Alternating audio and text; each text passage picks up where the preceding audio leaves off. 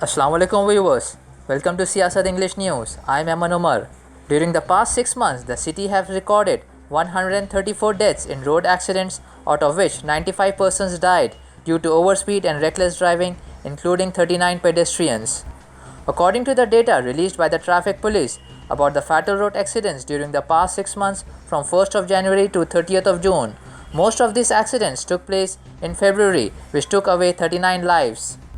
Additional Commissioner of Police of Traffic Anil Kumar said 50 black spots were identified which are being rectified in coordination with other agencies to prevent road accidents. Anil Kumar said the police is running a public awareness campaign and released 3 short films on road safety. He added that a traffic awareness test app has also been launched recently to create awareness in youths concerning road safety and traffic rules. South Central Railway will resume unreserved train services in a phased manner from 19th of July. A total of 82 train services will resume operations as part of this.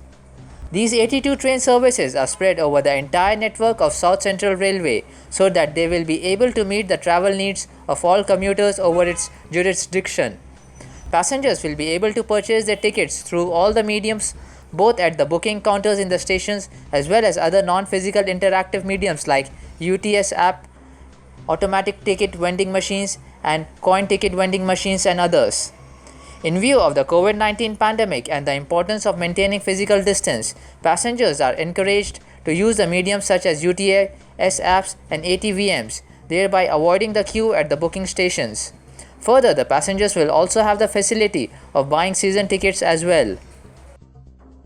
Siyasat is to organize MSET and NEET guidance program from 11 am on Sunday 18th of July.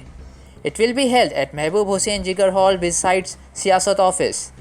It may be mentioned that MSET is scheduled to be conducted from 4th to 10th of August, whereas NEET will be held on September the 12th. SM Basha and Akbar Siddiqui will give lectures on physics and biology respectively.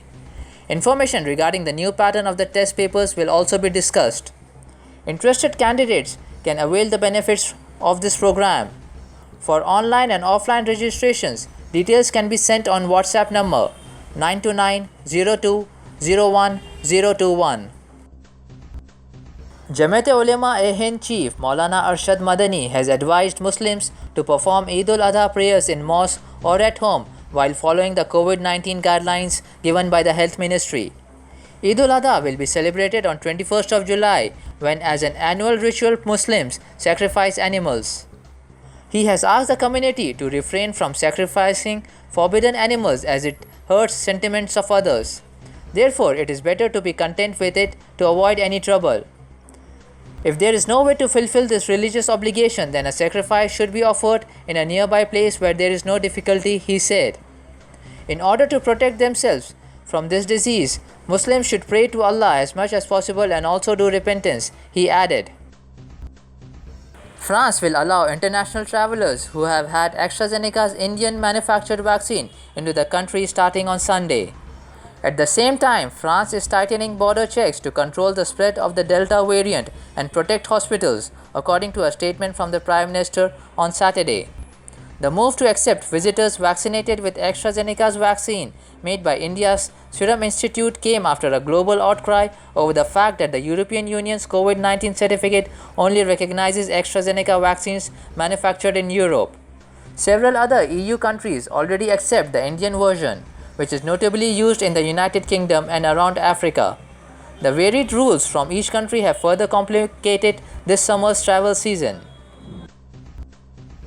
Children under the age of 12 years and adults over the age of 60 years will not be allowed to attend the public Eid al-Adha prayer in Abu Dhabi, the local media have reported. The Abu Dhabi Emergency Crisis and Disaster Commission has announced precautionary measures for Eid al-Adha prayers.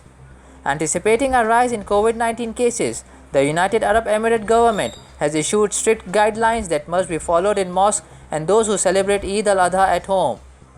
This is the second Eid that mosques and open-air spaces called the musallas can hold private prayers after sunrise. Over 2 Eids last year, worshippers were asked to perform prayers at home as a COVID-19 safety measure.